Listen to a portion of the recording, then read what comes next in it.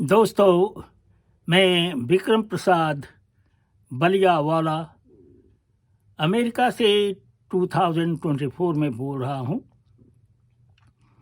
ये कहानी है बलिया की, कम से कम 70 साल पहले की। हम कई स्टोरीज बलिया की बोल चुके हैं। इसमें हम एक कहानी बोल रहे हैं हमारे दरोगा जी के बारे में, जो कि हमारे ही मोहल्ले में घर के बिल्कुल पास रहते थे। उनका घर था और उनके मरने के बाद उनके बेटे गोगा जी रहते थे। उनके बाकी लड़के लोग एजुकेटेड थे। ये लोग कायस्थ थे और उसके बाद में लखनऊ में मूव कर गए थे।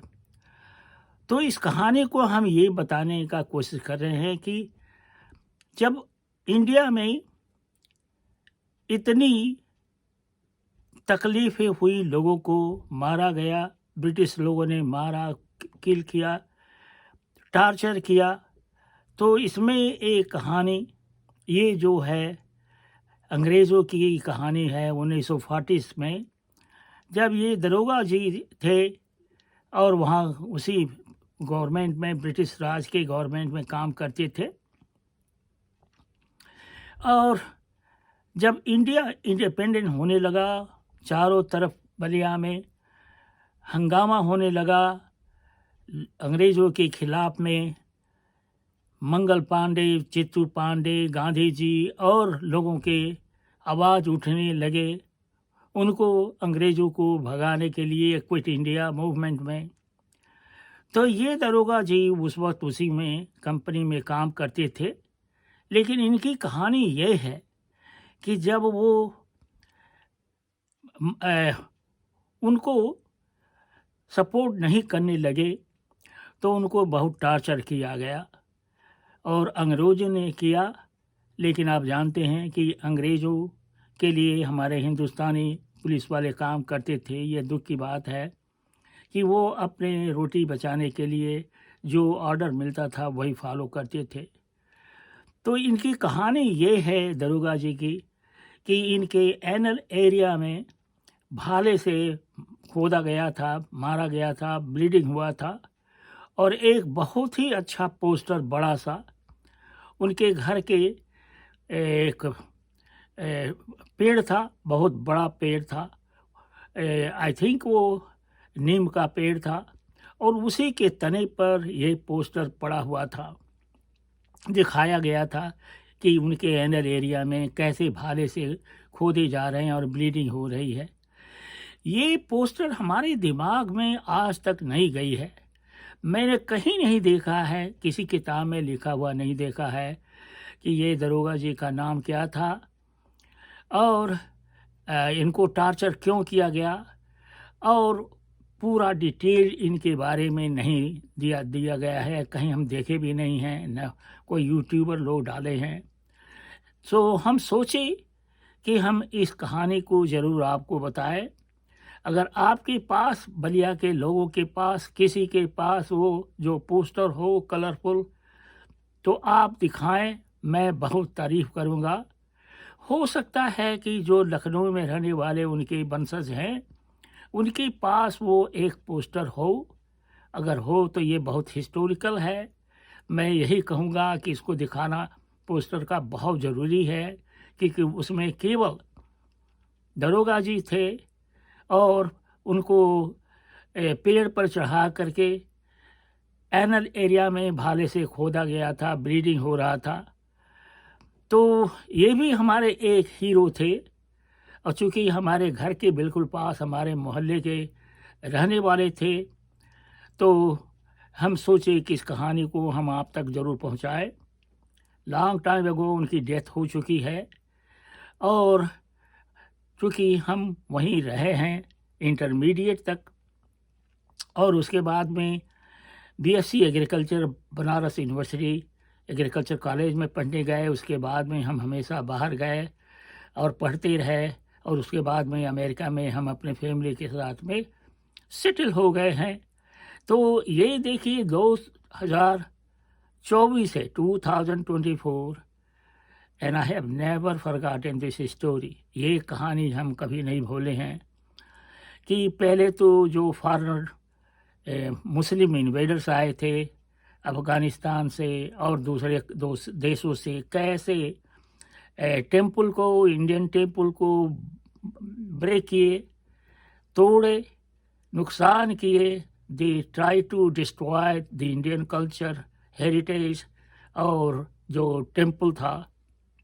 और उसके बाद में जब अंग्रेज़ ऑक्युपाई किए इंडिया को, ईस्ट इंडिया कंपनी पहले, उसके बाद में ब्रिटिश राज आया, तो ये बात सभी बच्चों को जाननी चाहिए, हर एक इंडियन को जाननी चाहिए।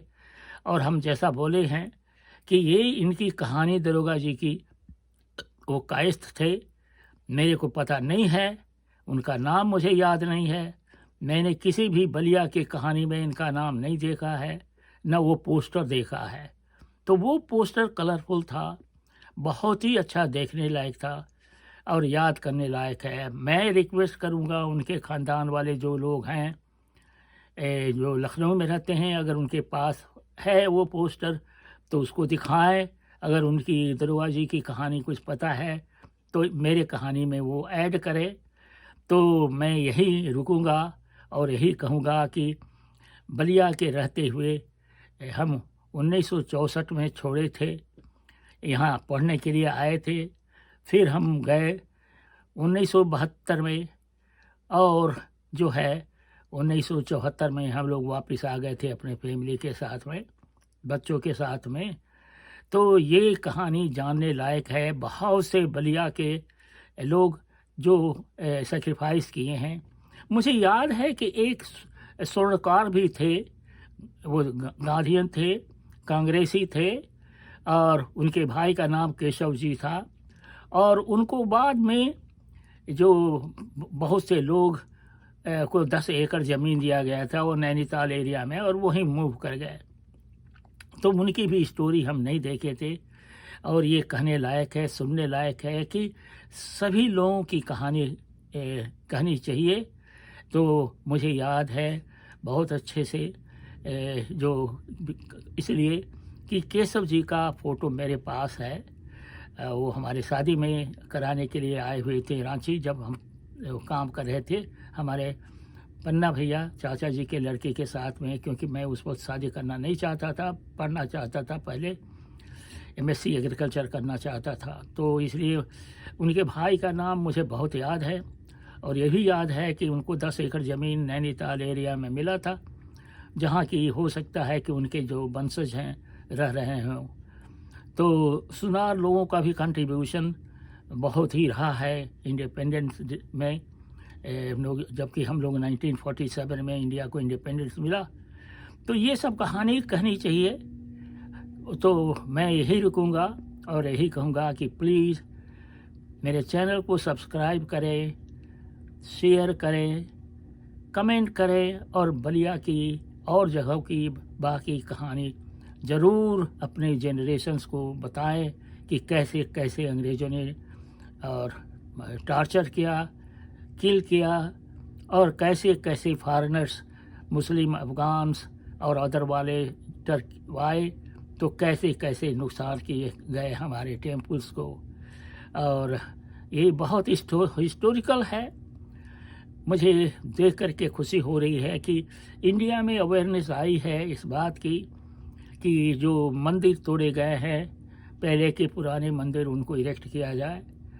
तो प्लीज़ मैं फिर कह रहा हूँ कि आप अपनी एंसेस्ट्री न भूलें, हिंदू हिस्ट्री न भूलें, और बच्चों को बताएं, ग्रैंड चिल्ड्रन को बताएं कि कैसे कैसे अंग्रेज़ों ने और फॉरेनर्स, इन्वेडर्स जो आए, कैसे कैसे टार्चर किए, इंडियन को किल किए। मैं तो राजस्थान के वीरों की तारीफ़ करता हूँ। मैं कहता हूँ कि जैसे वो डटे रहे और लड़ते रहे, महाराष्ट्रियन भी किंग बहुत लड़ते रहे, और इंडिया के कई और स्टेट्स के लोग लड़ते रहे। शिवाजी का नाम है, तो पंजाब का कंट्रीब्यूशन जो है उनके गुरुओं का, तो ये हम भूले नहीं हैं। सो प्लीज़ ज़रूर आप अपने जगह के लोगों की कहानी जो सफ़र किए हैं ज़रूर बताएं। मैं विक्रम प्रसाद हूँ, नमस्कार, अमेरिका से बोल रहा हूँ।